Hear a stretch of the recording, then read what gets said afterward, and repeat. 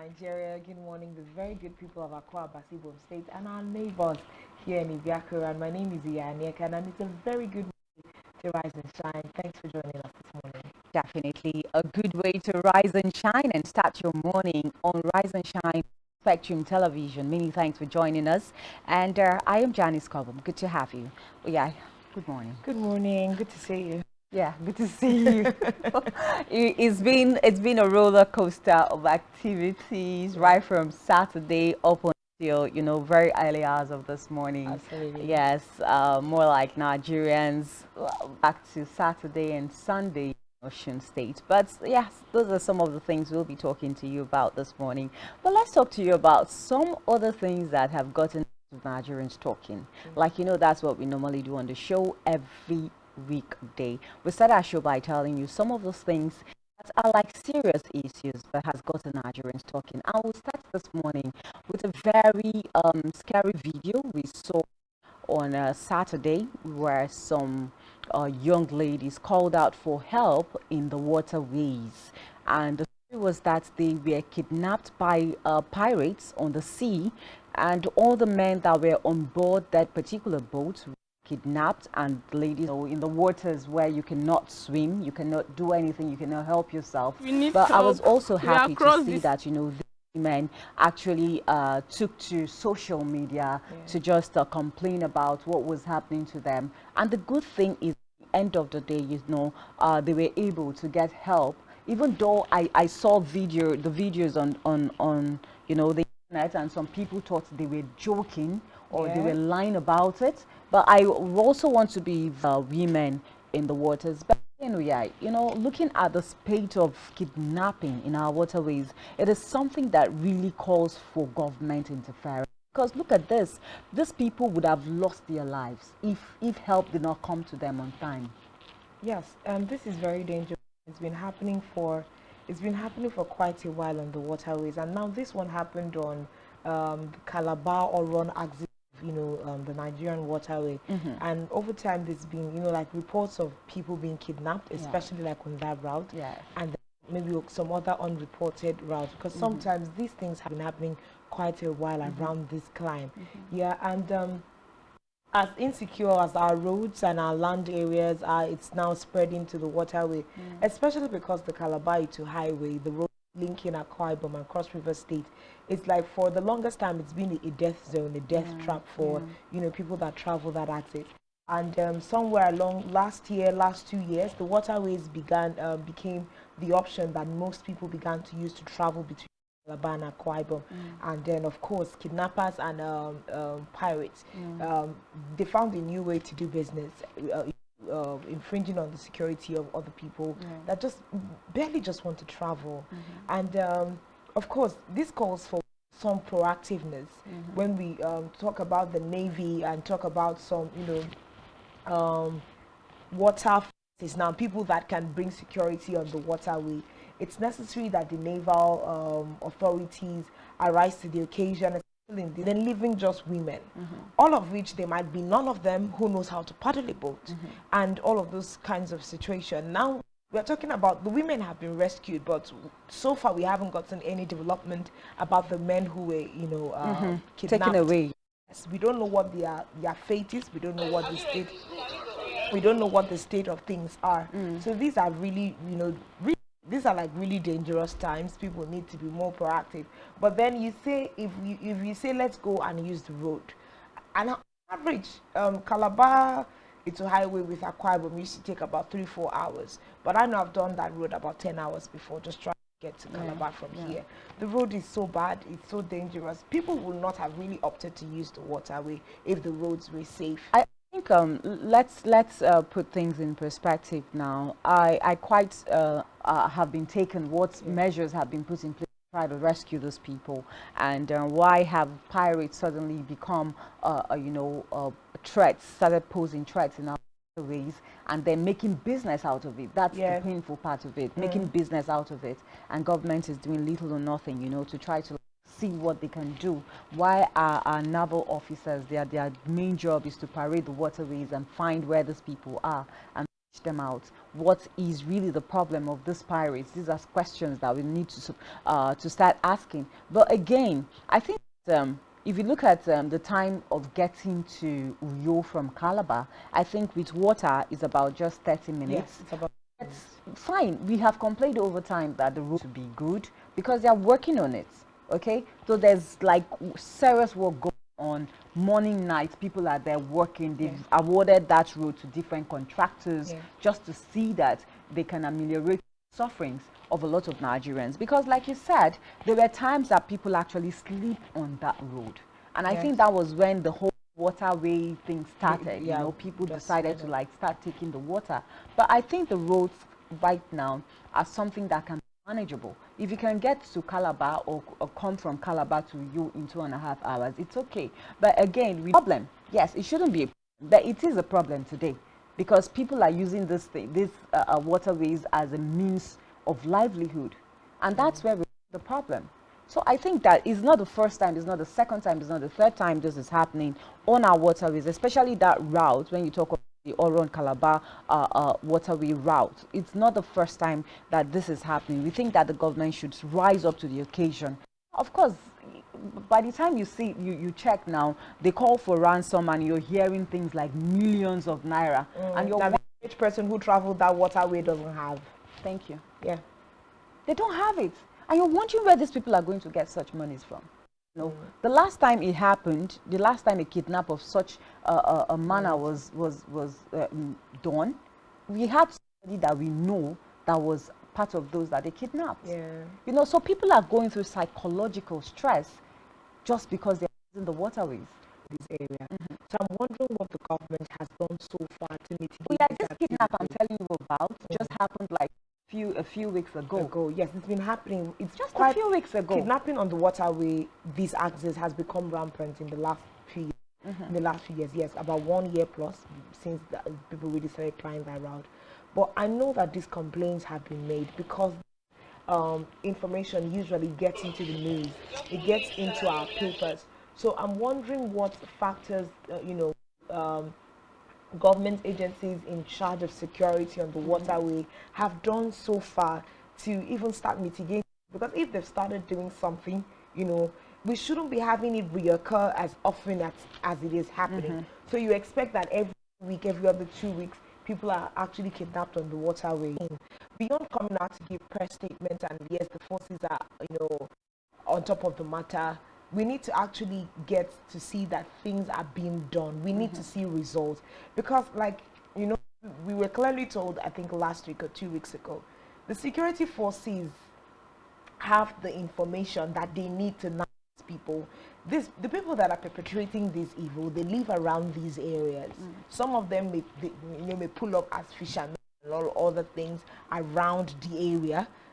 During the course of the day. So it's something that you can plant someone there and check it out instead of, having us have these reports every now and then. But back then, yeah, we used to see the Navy patrol team of happened. Because if you're saying that maybe, for example, they do not have the coordinates of the waterways, I think it's a total lie. They do have the coordinates. They have drones that they can use, to monitor track the activity. Not even tracking the activities. Monitor the waterways, monitor swarms, because obviously when they kidnap people, they do not take them on land. They also have their hideouts in the creeks. So there are coordinates that the Navy can actually use to monitor these things and know where these people are and fish them out totally. Now they will tell you when eventually maybe for some reason they are nabbed, they say that it's poverty. Yeah. Oh, the government is not providing jobs. But I don't think that is a moral justification for you to put people in perpetual psychological trauma. Because you can imagine, now, for example, the men. Fine, maybe you would say that men, are tough enough to, withstand anything, But there are times they take women, they kidnap women. Of course. And at the end of the day, they don't just kidnap those women, they rape them. Even after collecting ransoms, sometimes you can also imagine that the families of the kidnapped victims are going through some kind of psychological trauma. Now, I am saying this because I have been there before, okay? Yeah. There was a time that my brother was kidnapped. We could not sleep. Even after he was released, for 2 straight weeks, I was having constant nightmares. Straight weeks. Because by the time he came out and told us about his ordeal and what he went through in the den of the kidnappers, I constant nightmares for 2 straight weeks. So you can imagine if I continue that it can to safeguard our waterways. Is it that people do not have a right anymore to use the waterways? The roads are in deplorable states, and then people cannot use the waterways because We need to use the options that we have. Of course, yes. Of course, yes. It's really painful. Anyway, we thank God that women were able to be rescued, and then we thank all those that jumped on and decided to like go help them. It was really great to see that they got some kind of relief. But if you had watched that video and listened to that video, you see the kind of a fear in the voices of those women. They were literally shaking.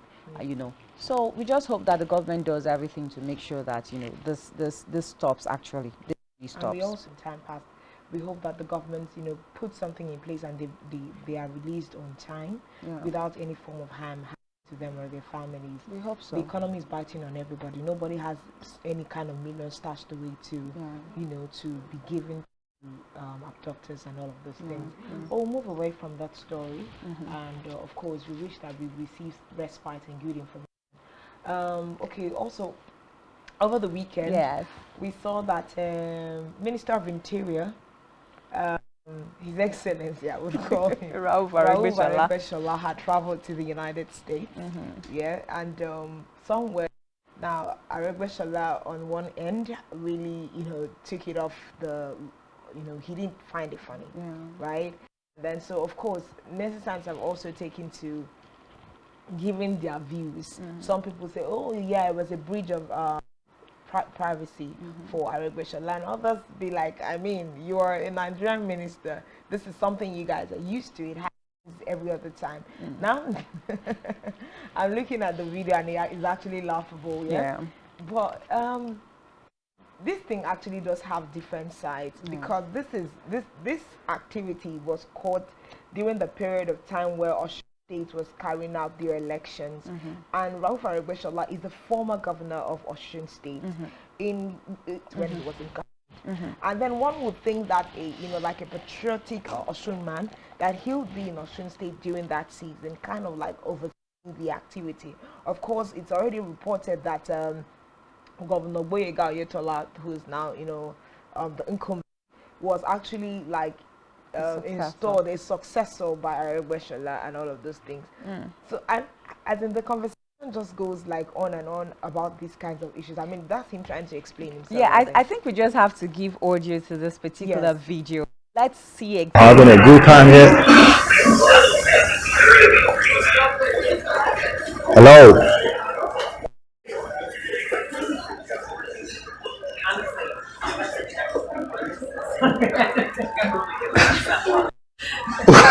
Is it Aregbesola? I just said hello. I just. You look like. Are you Aregbesola? Pardon? Who are you? Who am I? I'm a Nigerian. What do you want? I don't want anything. I saw you. I think I recognize you. Aregbesola. Sit down, please. Thank you. Your Excellency, I have to. You have to tell me this is America. This is not Nigeria. This is not Nigeria. You can't. No, this is not Nigeria. You can't just take my phone. This is America. So you just tell me that this is America. This is a free country. Do you understand?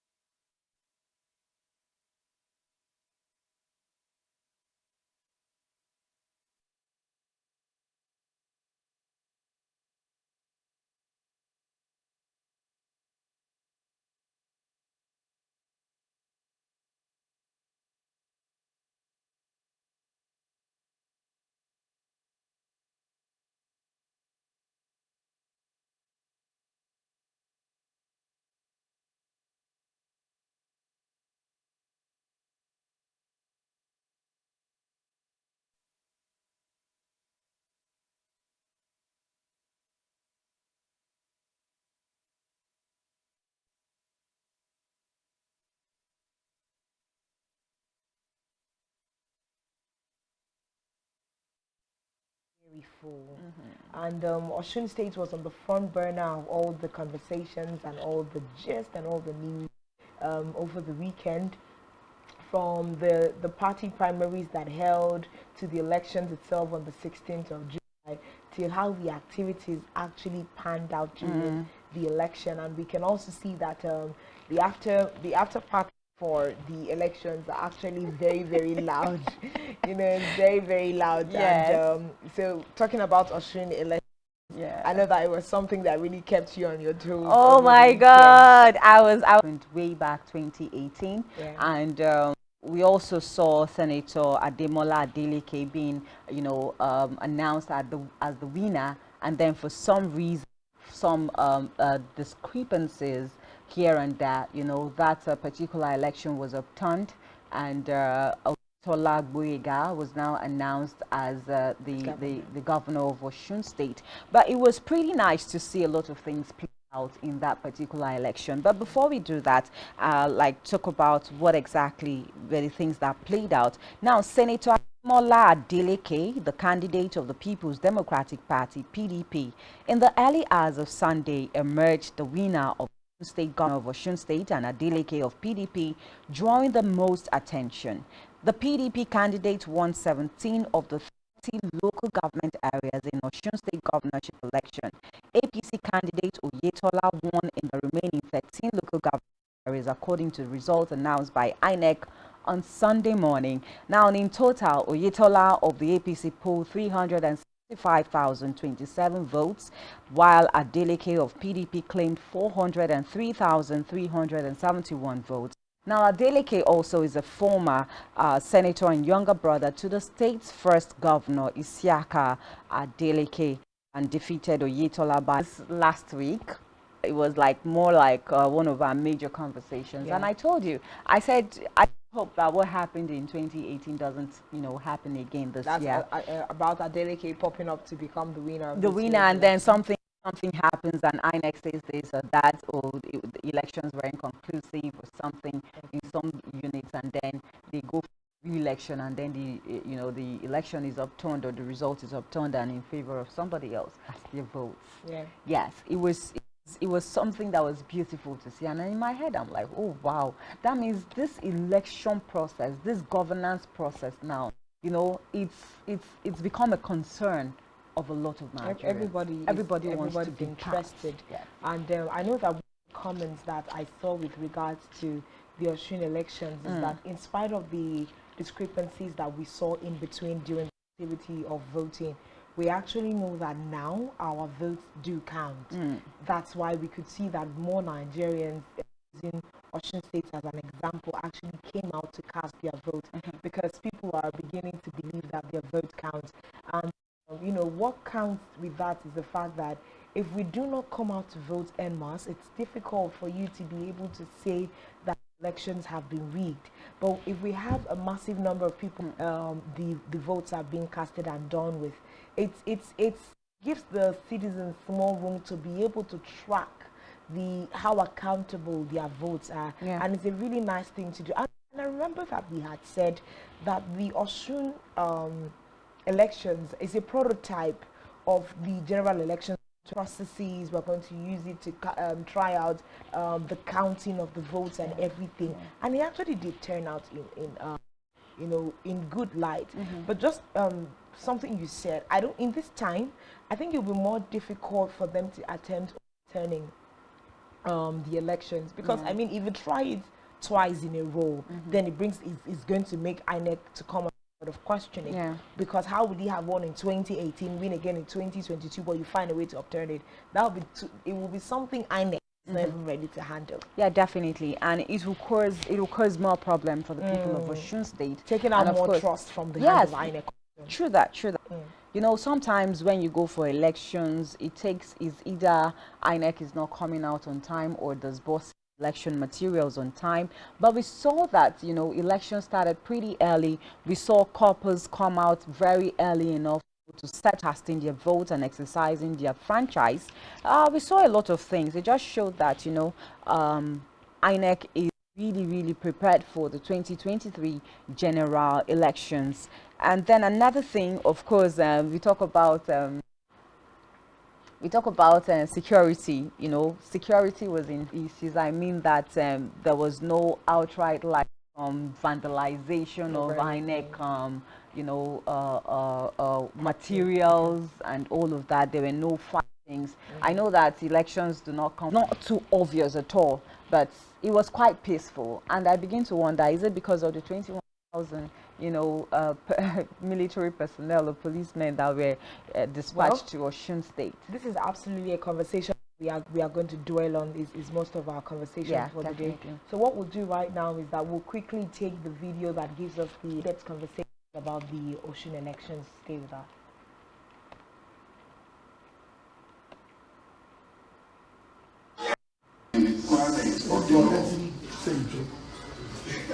Is hereby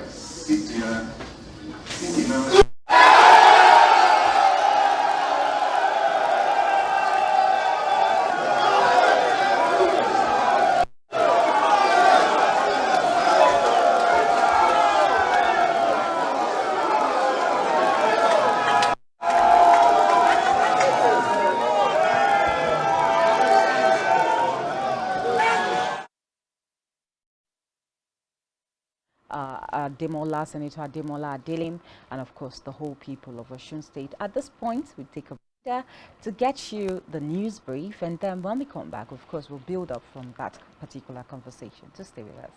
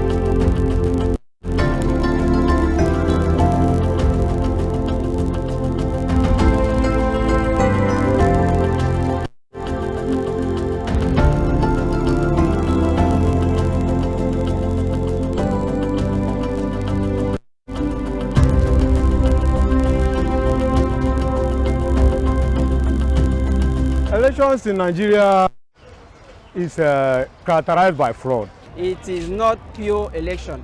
because of the way they conduct it. The elections are here again. For us in Akwa Ibom State, it is another opportunity to elect. The Nigerian system is absent. Aspirants, I love the new bid aspirants.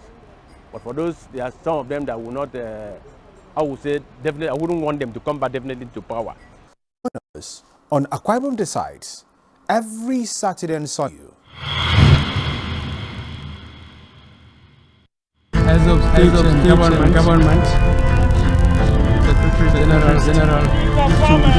delegates. Voting for Spectrum TV to report for the lapses in counting.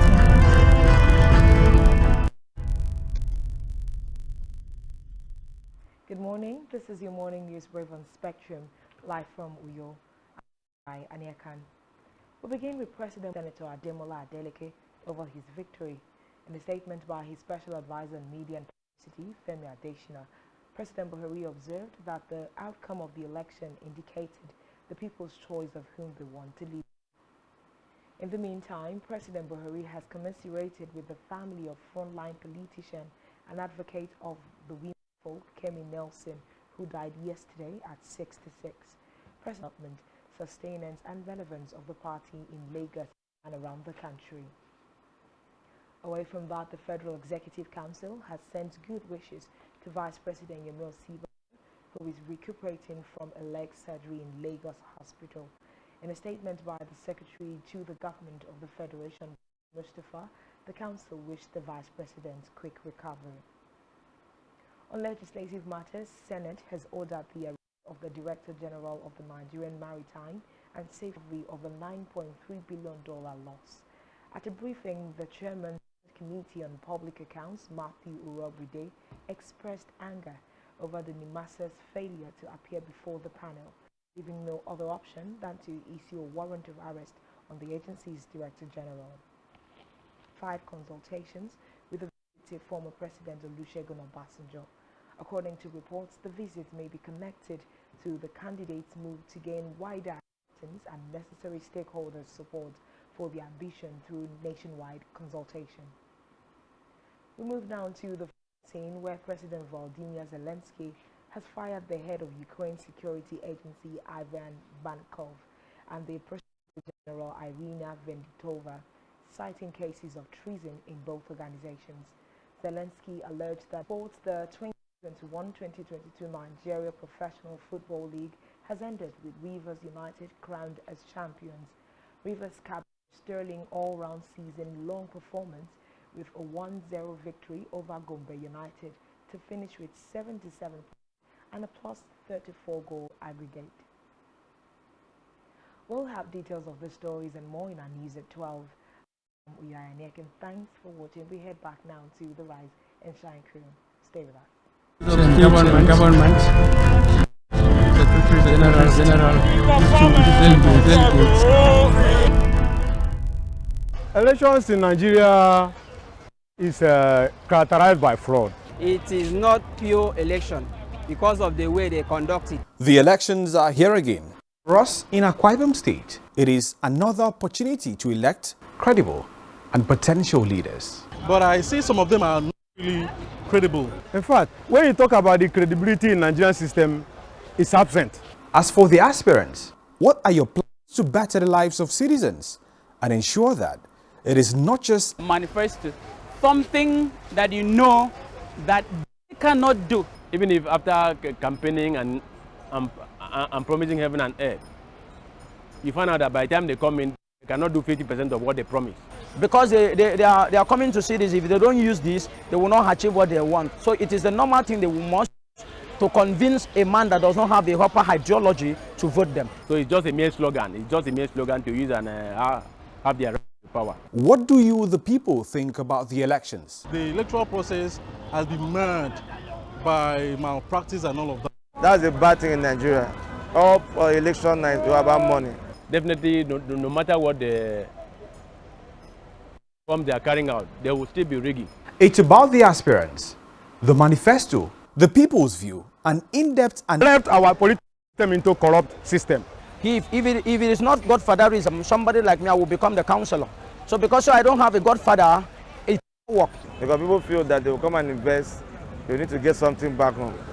So the major aim is not about the people, it's about their family and themselves. Godfatherism will not help the politics to grow. It won't help democracy to grow. Vote buying will even be more this time around because these people, most of them have stolen a lot of money and they will use this money to buy votes. Who gets to represent you in government at all levels? Well, for me, the new breed aspirants, I would love the new breed aspirants.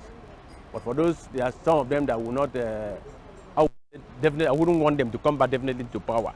Join us on Akwa Ibom Decides every Saturday and Sunday, 3 p.m. each day, exclusive to Spectrum Television, as we take on the aspirants lead you.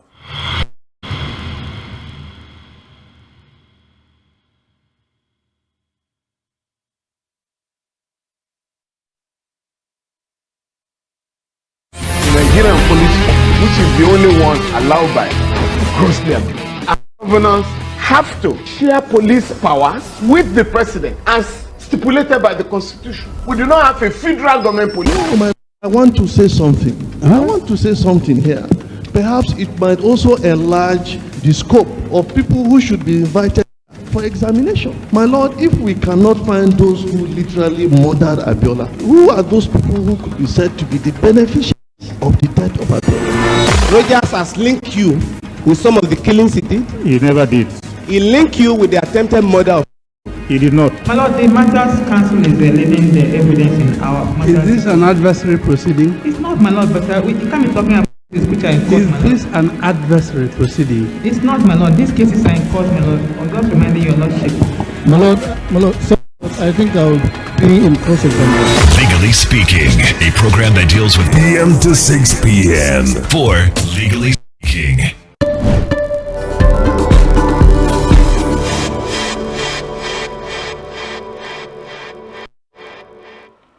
Okay, welcome back. We just came back from the desk of our news brief. And of course, if you're just joining us, this is Rise and Shine coming to you live from the beautiful hills of Ibiako, Iran. You can as well join us on all our social media platforms, which you can find at spectrumtv.ng. Anyway, so much has been said already, talking about trending issues that happened in the country. Of course, we talked about the spate of insecurity in our waterways and the young women that are also stranded due to kidnap in the Oron Calabar waterways. And of course, we also talked about the video that trended, of course, about the Minister of Interior, Rahul Varigbeshola, and a Nigerian man in the US, and he was accused of infringing in the concerning the Osun State governorship election that happened on Saturday, and also saw Ademola Adeleke clinging the ticket of the People's Democratic Party to become the next governor of Osun State. We'll be joining someone from Osun State. He's a journalist. Toyese Yusuf Adewale. He'll be joining us on the show shortly. But before he does that, still talking about Osun State now. I know that a lot played out, and we also saw a lot of vote buying as well. Yeah, it was like evident, but this time around, in a more discreet way to do it. They found a new way to do it. Because, what I like about the whole election process now is the fact that EFCC is always on ground, to make sure that try to nab those people that are engaging in that kind of act and actually comes out, So I like the fact that EFCC is part of the whole political process right now. And yeah, we saw a lot of vote buying from both ends. Initially, before the elections even started, I remember that the PDP candidate, which is Ademola Adeleke now, was also accused of making some kind of statements saying that he has come prepared with all the money and dollars, in his coffers to spend. And at some point, Nigerians started dragging him on that note. He actually made a retracting statement to that regard, that he didn't mean it that way. Those are some of the things that we see. And then we begin to ask, when will vote buying actually entry? Does it mean that, the people's voice will actually be what comes out at the end of the day? Like, well, we're actually hoping that Nigerians could, do better themselves and actually stop selling their conscience, because I think it's actually on Nigerians than it is more politicians. Because if you bring, I mean, look at it, they were sharing between 2,000 and 10,000. They were not sharing money that was useful for anybody in the economy that we live in. 2,000 naira can barely be enough for a pot of soup for any family in Nigeria, and this is the amount of money that paying you for you to vote, for a person other than who you actually really want to vote for. So it goes beyond the of, oh, it's poverty, it's this, it's that. For Nigerians, actually, people need to be able to stand for what they want to do in the Nigerian politics.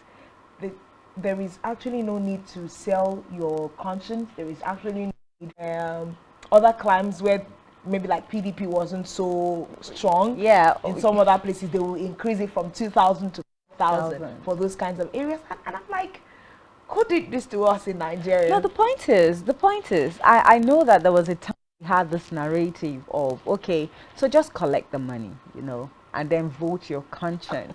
There was that line taught. But how many people? We also saw a particular video. I don't know if we have that video on our, on our folder, but we saw a video where a policeman was actually standing by the polling booths and, trying to tell the electorate what to do or who to vote for.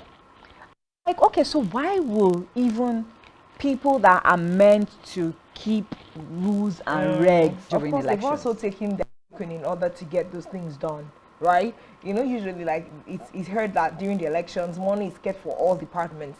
So whether security agencies, some of the political goons have kept money for them. They've kept money for the police. They've kept money for those who are coming to vote. They've kept money. So when you see situations like that, when you see a fourth person who is in that capacity, you should know that he has taken his token and put it in his pocket. No, if you say that they've kept money for this, they've kept money for that, they've kept money for security, it's okay to keep monny for that. Okay? So appreciate us for the work we've done. Exactly. Yeah. Appreciate us for the work we've done or the work we're doing. That's the point. So don't use them to break law and order. And even when you try to use them to break law and order, I think they should be in the right position to tell you, no, okay, we are not doing that. Exactly. This is not attainable here, And again, okay, so yes, this video reminds me of what happened, when the INEC people said they did not have internet services to upload results to the server, that was a and big thing. People decided, okay, INEC, you're not leaving the spot. We are going to, give you spot. We are going to hotspot you so that you can actually send results to the server immediately. Yes. So it just showed how people came out en masse to make sure that things actually work perfectly in Nigeria. And you remember we said something about this being used as a and Sunday early morning was is something that is a lesson for everybody. And this particular video also is a video of the National Secretary of APC, Iola Omishore. He was being booed and wooed, called different kinds of names to leave the INEC office, and we see the military policemen trying to rescue him and take him off. These are some of the things that will definitely be playing out in the 2023 elections. Nigerians won't want to take, any discrepancies anywhere from either INEC or even the politicians or even security agents to try to stop elections or anything or manipulate elections. Yes, and absolutely. Nigerians, I'm sure they will be coming, to election grounds more prepared. So if you even want us to come with Nigeria we are expecting, we want to see change, and we're deliberate about coming out to vote. We are not going to allow, technicalities get in the way. If it's internet that you're talking about, we will come with things to provide you. I mean, just like I said, Nigerians are ready to make a statement with the current elections that we are having. And I remember one conversation that we had over the issue of elections in Osun State, with regards to the fact that these elections, I think I'm missing my train of thought. So you say something and I remember what I was trying to say. Okay, so yes, I also wanted to talk about the issue of uploading results straight to it was something that really raised a lot of controversy. It was something that really raised a lot of conversations back and forth. You know, the president's not even obliging to it, and it was a serious problem. But I think that a lot of Nigerians, what was in the minds of a lot of Nigerians was the fact that, look, if results can be transmitted electronically, it will go a long way to, you know, end rigging of elections. And I think that's what actually played out in Osun State on Saturday, and that's why you saw, even when INEC was saying that they did not have you know, internet services to upload a particular ward results to the server, the people decided, okay, we can give you that, we can actually you know, hotspot you to make sure that results are, you know, uploaded to the server. And it calls for a lot of how do I put it now, it just shows that, you know, Nigerians these days are going to vote, not just vote, they are going to stand there the counting process, and then make sure that after counting, results were collated there at the different units and results were sent electronically to the server. Yeah.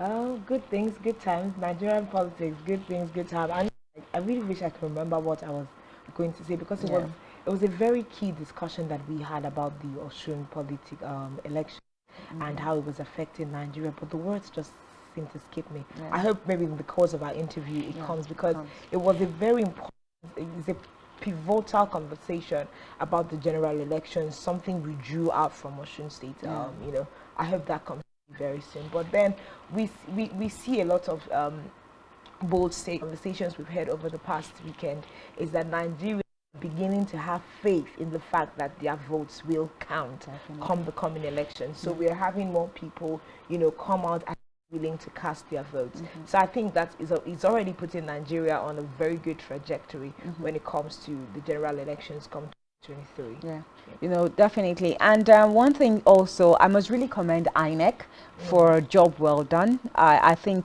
from reactions from both Oyetola, the incumbent governor, and of course the governor-elect, even during the process of the election, you know, they all seen, or there's no battery or something. You know, it always comes up during elections that INEC says, oh, beavers are not working, and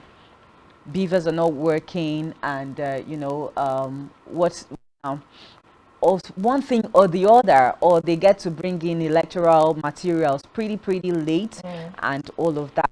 So we commend INEC. We just hope that come 2023 we'll see a much better INEC, you know, making sure that the electoral process is seamless. But talking about seamless now, I think it will be of a little challenge when it comes to line of thought was because we were saying that part of the reasons why we experienced some respite and sanity in the Osun elections was because we had a lot of security personnel being deployed to Osun during this current elections, and we may not have the room to have as much people being deployed to a particular state during the general elections. So our question now revolves around how much about 21,000 men of the force across all forces deployed to only Osun State.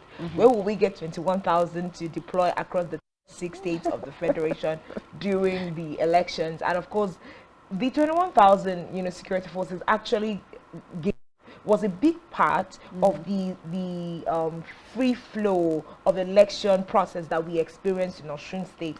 Actually do give it to the security forces, but the question is, when it comes to the general elections, we do not have the manpower for that kind of security across the 36 states of the Federation. It means that we will need to do the kind of election we need to have, and before we get the general elections next year, what can the security forces do differently to ensure that the kind of, you know, record that we have in the Osun elections, we can record the same during the general elections? I think it will be a little of a challenge, you know, looking at Osun as against the general elections now. Even in concentration was there, so we could monitor effectively what was going on right and what was going on wrong. But it would be a little bit of a difficulty, you know, trying to like do it across the 36. But we just hope that, you know, we do our best at the end of the day. But something that we are also forgetting to talk about is the role that super singer Davido actually Davido. played in this particular election. At some point, it seemed he was the governor. This happened, you know, even on social media, even as at very late yesterday night, people still thronged the hometown, their daily case, you know, to celebrate with them. It now became more like a concert, you know, a Davido concert, and we saw all of that play out. But if we look at it critically, we would definitely know that, you know, these are celebrities can be already begun to, you know, change. Yes. We even saw Portable being used by the APC to drive the thing point home. So we like would always say political strategies for different parties. They can now decide to leverage on this new move with using influential people to drive home their points with regards to the agenda and their manifestos for the Nigerian citizens come the next election. What we'll do right now is that we'll take a quick break, and when we return, we will return with our guest, you know, to drive the stations home. Stay with us.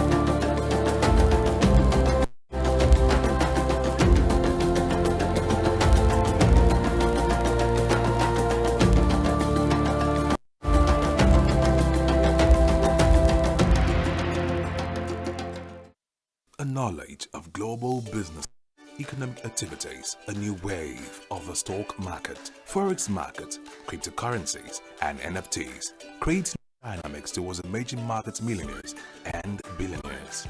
From the dot-com era to the oil booms, from 11:30 a.m. to 12 p.m. weekdays, exclusive on Spectrum Television. Business 360, your prism to world business. Elections in Nigeria is characterized by fraud. It is not pure election because of the way they conduct it. The elections are here again. For us in Akwa Ibom State, it is another opportunity to elect credible and potential leaders. But I see some of them are not really credible. In fact, when you talk about the credibility, it is not just another era of political promises. Some aspirants came up with so childish kind of manifesto. Thing that you know that they cannot do. Even if after campaigning and promising heaven and earth, you find out that by the time they come in, they cannot do. To convince a man that does not have a proper ideology to vote them. So it's just a mere slogan. Just a mere slogan to use and have their right into power. What do you, the people, think about the elections? The electoral process has been made by malpractice and all of that. That's a bad thing in Nigeria. All election night is about money. Definitely, no matter what the reform they are carrying out, there will still be rigging. It's about the aspirants, the manifesto, people's view, an in-depth analysis. Political system into corrupt system. If it is not godfatherism, somebody like me, I will become the council. So because I don't have a godfather, it will not work. Because people feel that they will come and invest, they need to get something back home. So it's not about the people. It's about their family and themselves. Godfatherism will not help the politics to grow. It won't help democracy to grow. Vote buying will even be more this time around because these people, most of them have stolen a lot of money and they will use this money to buy votes. Who gets to represent you in government at all levels? Well, for me, the new breed has want them to come back definitely to power. Join us on Akwa Ibom Decides every Saturday and Sunday by 3 p.m. each day, exclusive to Spectrum Television, as we take on the aspirants set to lead you.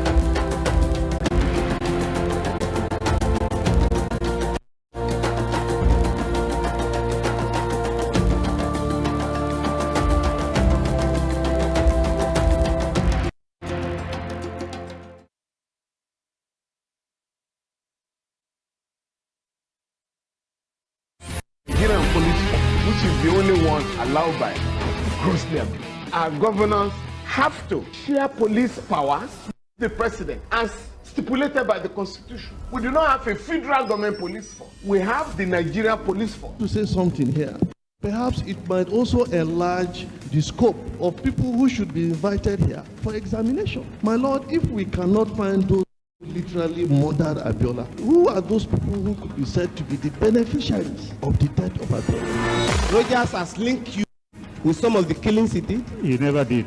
He linked you with the attempted murder of Hebrew. He did not. My lord, the matters cancel the proceeding. My lord, these cases are in court, my lord. I'm just reminding your lordship. My lord, sorry, my lord, I think I'll be in cross-examination. Legally Speaking, a program that deals with legal issues and questions we face as citizens of this amazing country, Nigeria. Legally Speaking. Join us every Friday from 5 p.m. to 6 p.m. for Legally Speaking. And NFTs creates new dynamics towards emerging market millionaires and billionaires. From the dot-com era to the oil booms, the fundamental news drives the market. This is Business 360, taking you to the business around the globe. Join us from 11:30 a.m. to 12 p.m. weekdays, exclusive on Spectrum Television. Business 360, your prism to world businesses. Elections in Nigeria. On Osun State, and of course the governorship elections that happened on Saturday. Anyways, joining us all the way from Osun State is Adetoyese Yusuf Adewale, who is a journalist. Good morning. I hope you can hear me. Yes, I can hear you clearly. Thank you so much for joining. Yeah. Hello, good morning. Thanks for joining us. And yes, then again, I'll do the introduction. So you will not be talking to just both of us, the anchors on the show. You'll be joining the conversation with our on-set guest. We have Dr. Etefia Ekanem here to my immediate left, and then we have Annie Justin. And our on-screen guest is going to be giving us feedback, direct conversation as someone who observed the elections in Osun State. Definitely. So just like a way to start now, how is the feeling in Osun State this morning?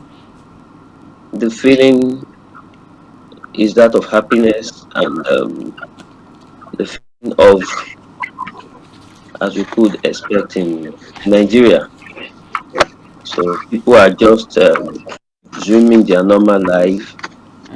Today is Monday, so people are going back to work, and we thank God. It's so cool. Okay, so what would you say about the election? What's your feeling about the election at the General Osun people? Thank you very much. As pronounced by INEC through the Chief Returning Officer, he won massively with a difference of over 20,000. So that's the mandate of the people. And the name Ademola Adeleke has been around for a long time. He contested in the route of the victory.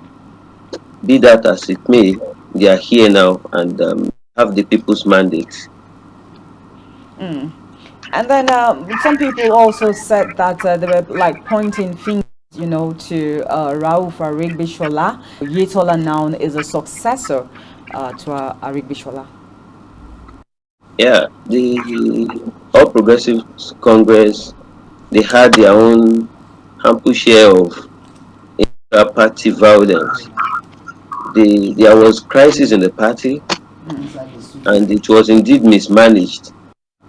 Maybe, you can move mountains. So in my own conclusion, like I was discussing with a friend today, I said the governor was misled to have believed that the Arigbeshola faction in the party, their exclusion from the party's activities won't cause Arigbeshola is still big in Osun. He still has his, and the party to Osun, the party was with the PDP before he won his election about 12 years ago.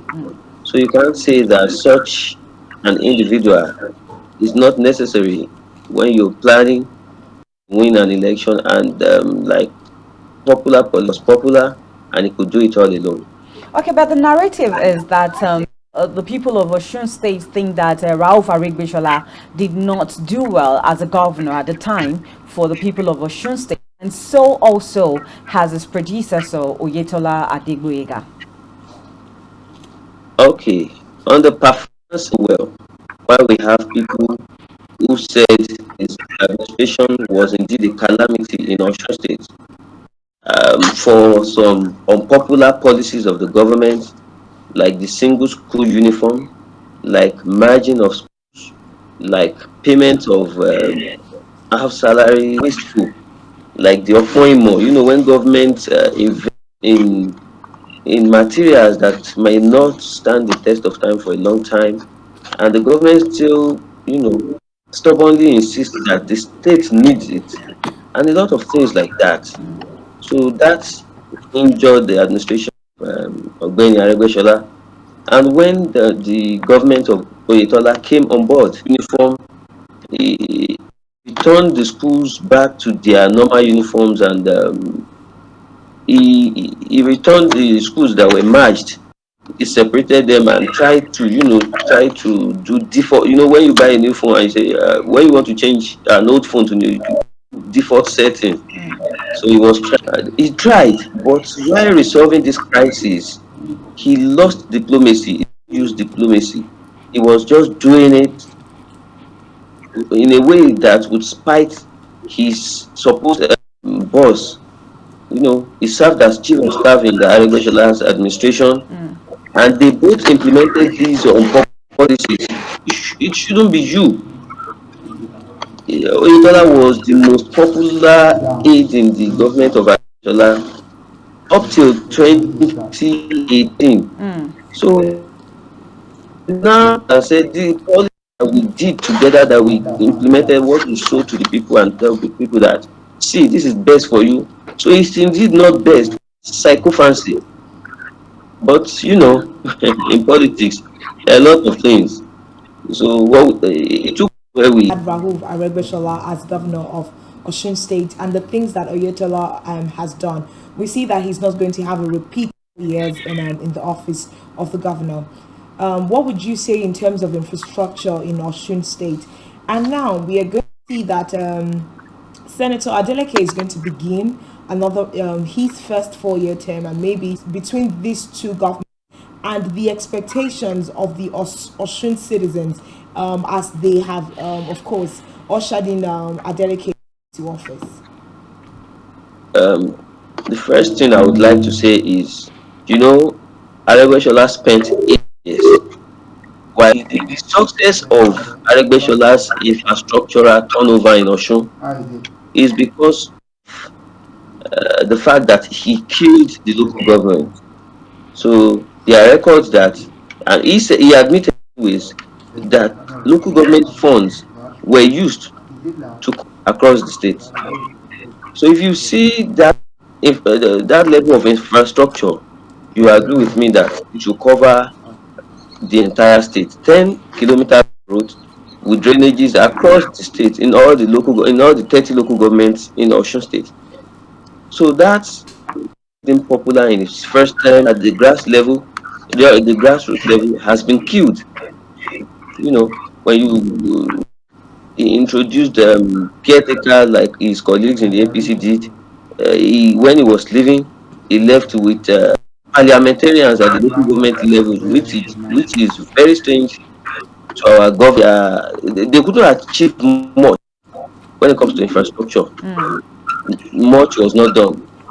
In fact, in the entire of Ile-Ife, the city of Ile-Ife, as big as it is in the state, in the map of the state, we only have a road that can say it has been completed. That's the one that starts from the Iloro Agan road. That's the only road in the 10th governor. It's very strange. It's never happened in the history of the state. So even at the government house, the polling unit at the government house, the governor lost because he didn't do well. But he said that he was affected by COVID-19. But we all know, each administration has 4 years to spend. The first year of Alaji Oyetola. So they spend the whole year in court, followed by COVID-19, according to them. Now they had 2 years. They just tried to put things around. But the only thing they are claiming to be the success is payment of full salaries. They are saying, see, my predecessor paid half salary because of the economic cost, using that across board, telling civil servants, retirees to vote for. But unfortunately, the backlogs of the half salaries that were paid by Aregbesola, he didn't touch it. And in governance, we believe governance is continuum. But he abandoned most of the school bus that were procured by Aregbesola administration. All the buses were abandoned.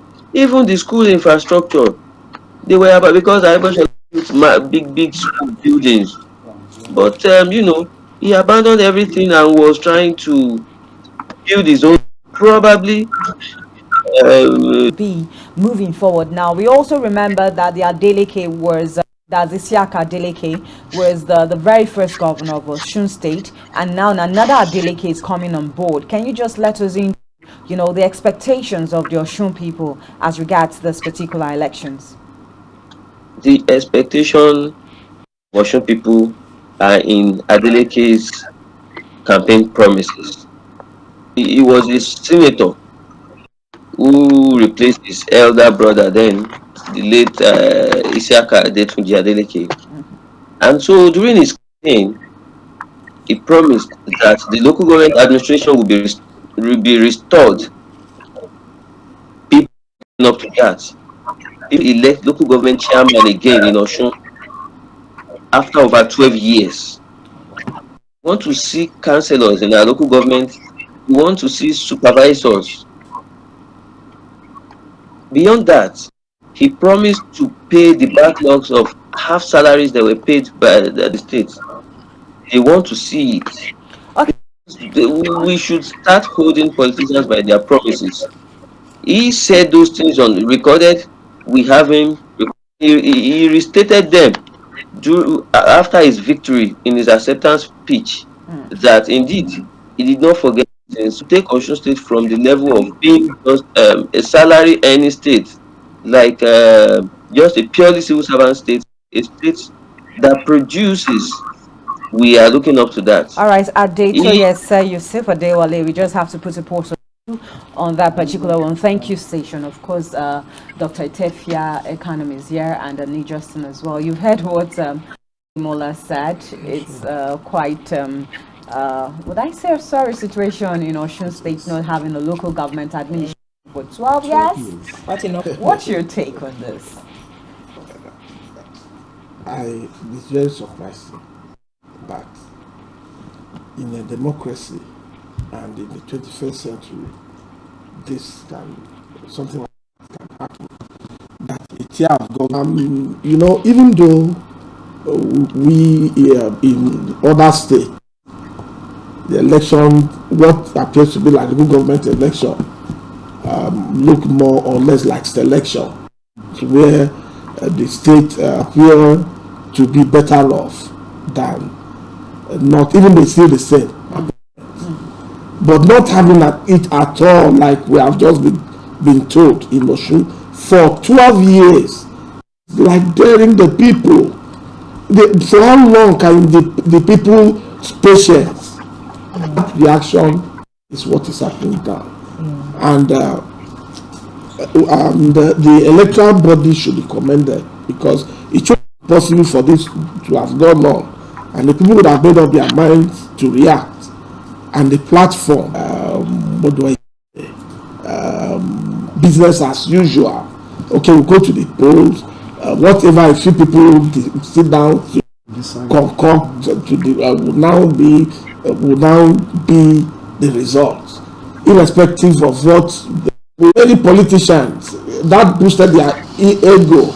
Okay, what we can do anything after all. Votes don't count. Osun has told us, the people of Osun have spoken. INEC, that is the electoral body, they've also spoken with your PVC, and that's what the people of Osun have done. How could And now, if his predecessor did it for 8 years, and the people were happy, okay, we now have a new governor, things will be done different, that was good. And there's also a signal to the person coming in. And if you come in and you take us for granted, put you out. Okay, so let me come to Justin Ani now. You know, I know this is not the first time incumbent governor, President Oyetola is the incumbent governor. Yes, he has all the political will and resources at his disposal, you know, to make sure that he wins an election. But now, what's his name now? Ademola Adeleke has come up to be the winner of the... I want to take a purely political outlook to it. You see, the Osun election had a lot of intricacies at the beginning, which are playing out at the end now. First, we must look at party crisis. You know, intra-party crisis and divides. The Oyetola, they call it Oluwa faction, and against the Rauf Arebesola's top, that is the Osun Progressives faction. These two factions and even withdraw the support for Oyetola. Even at that instance, you would have also heard that Rauf had made a very strong utterance, outburst against godfatherism, being the Bola Tinubu factor in Osun State.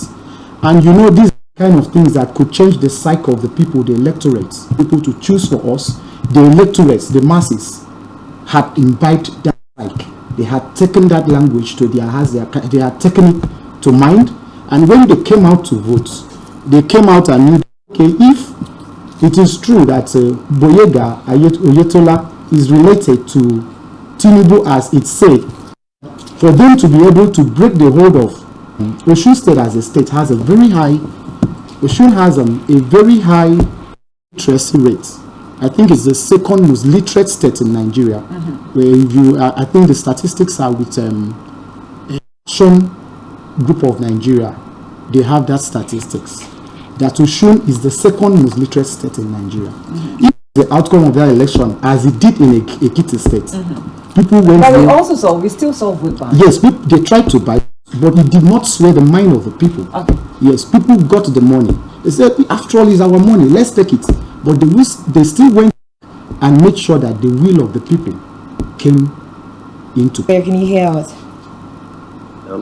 Okay, so now this conversation we've just had here on set, what does this mean for the Tinubu, led faction, or yes, in reference to governance? Because for the longest time, Tinubu to mean for him, because I believe that Osun State has made a very bold statement with their elections. So what do you think this means? And again, we've had several conversations about the fact that, Nigeria has the way politics is done. It's done by the structure of certain parties. What hope is there for Nigeria and the coming general electioneering in Nigeria? Thank you very much. What this means is that people are beginning to know that it's not about big or big personality. It's about people's interests. We come first, not just you. You are one of us. No matter how big you are, no matter what you might have achieved politically, or in that a particular party would labor in vain. When you say Libera or stuff like that, political rallies and campaigns are supposed to be venues where people hear what their leaders have in stock for them. People should go there and say, our candidate said today, not where you invite a Fuji artist to be dishing out inciting statements. So going forward, particularly, people used to use Osun's election as a barometer for the general election, because after this there is no more off-cycle election, except there is none again. So we are looking at the general election, and it is an indicator that Osun is back to the days of PDP point for them. So they need to work extra hard. If indeed they have, if they just might produce something to support their presidential candidate in the next general election. People are more aware now. Like the guest in the studio said, people got their money. They paid as 10,000 naira per vote. One vote, 10,000 naira. Times that's huge. Where are sir, they so going let's to look at this money? let's look at this on a more broader perspective. Let's take it beyond Osun State and take it to the federal level. With regard to like the statement that Tinubu made about certain parties laboring in vain, and of course they're not going to see the seat of governance. Let's take this.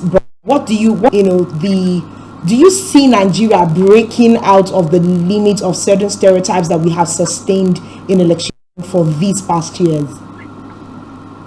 Well, my general view about my expectation the next general election is that any party can win. I repeat, to go and set up their structures. Politics is local.